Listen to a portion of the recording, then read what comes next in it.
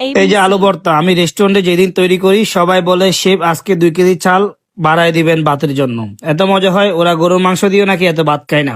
এই আলু ভর্তার রেসিপি যেদিন থাকে তাহলে রেসিপিটা আপনিও দেখে নিন, বাসায় ট্রাই করতে পারবেন।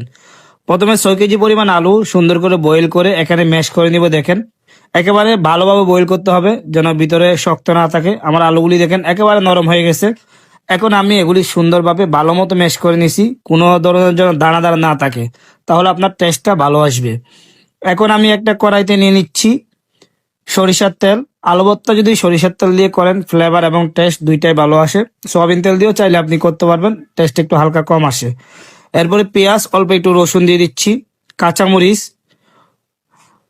অল্প একটু আস্ত জিরা এবং চিলি ফ্লেক্স দিয়ে দিচ্ছি শুকনো মরিচের। অনেকে বলতে পারেন এখানে রসুন যায় না আলু ভর্তায়, তবে রসুনটা একটু দিবেন, হালকা একটু দিলে আমার কাছে ফ্লেভারটা ভালো লাগে, সেই জন্য আপনি একদিন দিয়ে ট্রাই করতে পারেন। এটা টেস্টটা খারাপ আসে না, অনেক ভালো আসে। এখন একটু হালকা ভেজে নিছি, ভেজে নিয়ে আমি পরিমাণ মতো এখানে লবণ এড করে নিচ্ছি। যতটুকু পরিমাণ আমার লবণ লাগবে ওই পরিমাণ লবণ এড করে নিয়ে আর একটু সুন্দর করে নরম করে ভেজে নিচ্ছি পেঁয়াজটা। পেঁয়াজটা যখন এরকম নরম হয়ে যাবে এখন আমি এখানে ম্যাশ করা আলুগুলি দিয়ে দিচ্ছি।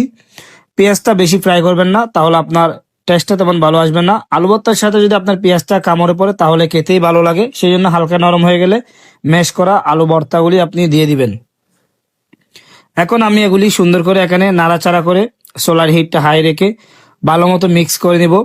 নাড়াচাড়া করার সময় একটা জিনিস খেয়াল রাখবেন, সবগুলি ইনগ্রিডিয়েন্ট যেন সবগুলি আলুর সাথে ভালো মতো মিশে যায়, এটা খেয়াল রাখতে হবে, তাহলে আপনার প্রপার টেস্ট আসবে।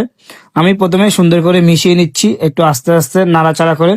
যখন সুন্দর মতো মিশিয়ে যাবে এখন সোলার হিটটা হাই করে মিনিমাম 3 থেকে 4 মিনিট ভালো মতো এখানে ভেজে নিতে হবে, যেন নিচে একটু হালকা লেগে যায়। যদি নিচে হালকা লেগে যায় তাহলে আরো আলু ভর্তাটা খেতে ভালো লাগে।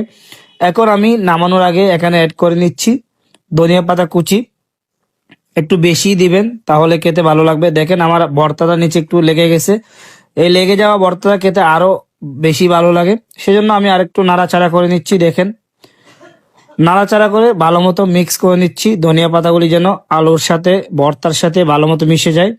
এখন আমার আলু ভর্তা তৈরি হয়ে গেছে, চুলাটা অফ করে দিব।